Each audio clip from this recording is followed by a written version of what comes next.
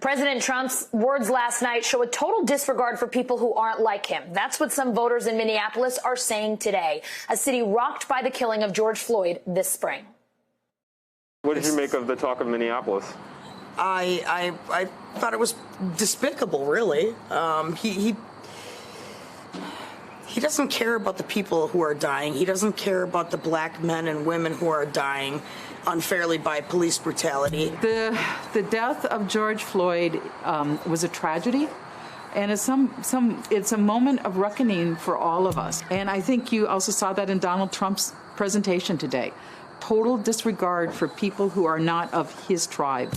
Trump didn't want to have a conversation about race, and he did what he always does. He deflected and he attacked somebody else.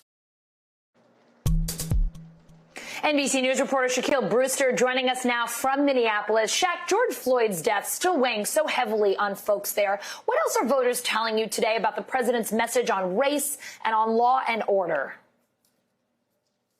You're right, Allison. It is still weighing very heavily, and that's why we came back to Minnesota. Minnesota is not only a state that President Trump is trying to make a battleground state, it's a place that he's visiting and having campaign events in even today, but it's a state where the George Floyd killing, the police killing back in May, that really sparked the social justice movement that you saw go through our country throughout the summer. And, you know, you drive around Minneapolis, you still see tributes and memorials for George Floyd. You still see the destruction from the violence of some of the protests and riots after his death.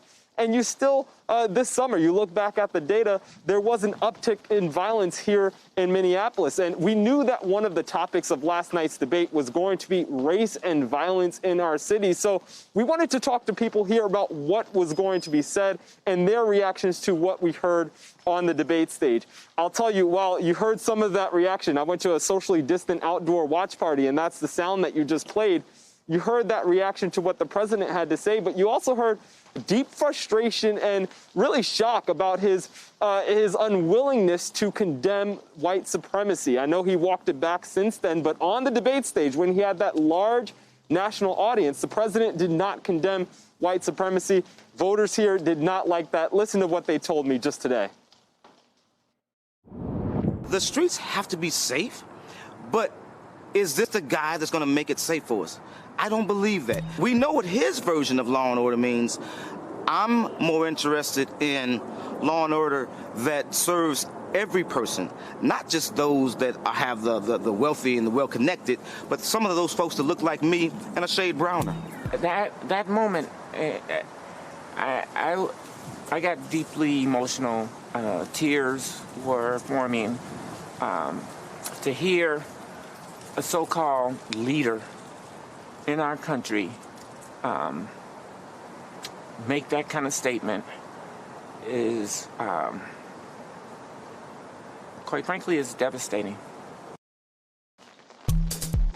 And people made clear to me it's not that they don't believe in law and order. They believe in law and order with justice. They want an acknowledgement of the pain people feel here in the community like Minneapolis. Allison? All right, Shaq Brewster, in a very rainy Minnesota today. Thank you so much. It just started. Hey, NBC News viewers, thanks for checking out our YouTube channel. Subscribe by clicking on that button down here and click on any of the videos over here to watch the latest interviews, show highlights, and digital exclusives. Thanks for watching.